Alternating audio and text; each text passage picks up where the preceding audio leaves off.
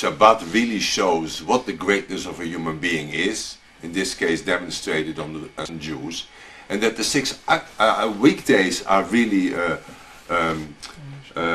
travesty of reality, where people try to be normal and responsible and accomplished in society, while that really means very little to Hashem and so to human beings.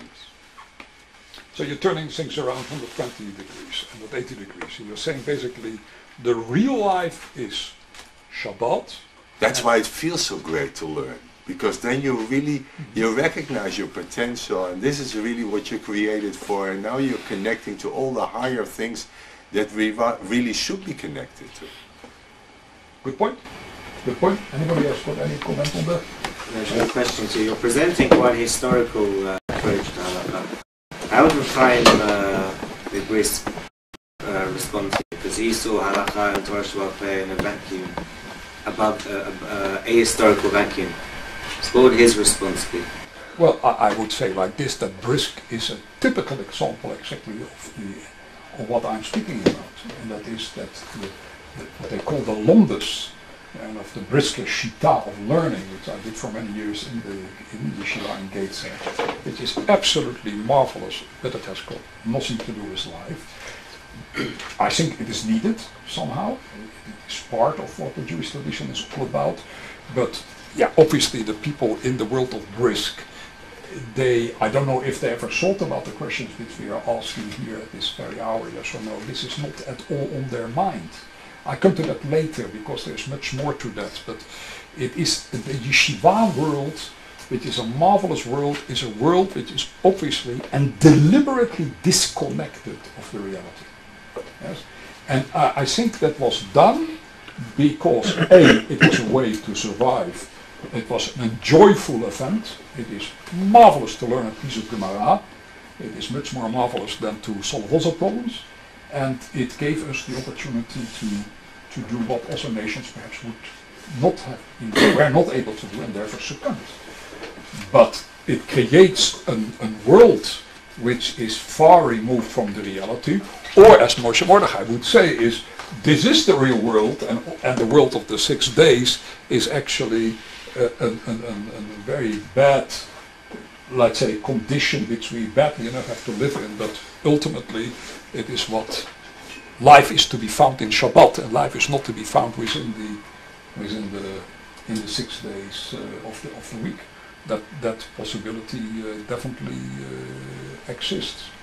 I find it extremely interesting that that world of yeshiva till this day is able to live in that world, especially now, because now that we have computers, now that we have email, now that we have got all the other things, it is much harder to stay away from the reality of life than a long time ago. In the ghettos, in the yeshivot, they didn't know much besides that what was happening in the ghetto. Today everything is put on in front of you on the email, and somewhere also the reason why in some part of the Haredi world, and I very much understand that, they don't want their children to have part in that because it disturbs their learning, it disturbs their vision about what life is all about. The big problem then is, which we now see all the time happening, is that the moment that these people who have been learning yeshivot and then they are confronted with the reality are not at all able to deal with it, because they have never learned anything in the Gemara itself how to deal with these realities, because in the Gemara, or in the way how the Gemara is learned in the yeshiva, it is never been focusing on the reality of life. You are speaking about completely theoretical matters with one or two exceptions. My question is how traditional such a lifestyle is. Yeah, maybe an indication is that we don't call it usha, we call it brisk. Yeah, we don't call it yavne, we call it brisk. And it sounds that brisk gave it to this culmination. It's because maybe this is not what was going on. You know, we can see all these criticism in Chazal. Maybe it's kind of implicit on people who kind of were learning Torah, but too much confined in that world, which disconnected from the world. So I think that should, I think it's in a sense it's not traditional. I have big questions today about the whole brisker way of learning. Because I believe that the brisker way of learning, which is a marvelous way of learning, started with Reb Chaim Soloveitchik, is a way of deduction and induction and argument which is also removing the religious meaning behind the debates which take place within the Gemara. It now becomes a mathematical kind of concept of how you learn Gemara properly and what kind of argument you can have against your opponent. And obviously you can indeed start splitting hairs, and that happens over there, and that's one of the things which often the Talmud has been accused of, that it is splitting hair, but they have gone far beyond that. But my question is, and that relates to the whole question about Halacha, if that's the case, and they are having this brisker method, which is now considered to be the major way of learning, right, and it no longer has a religious meaning towards the students, then what are we busy with?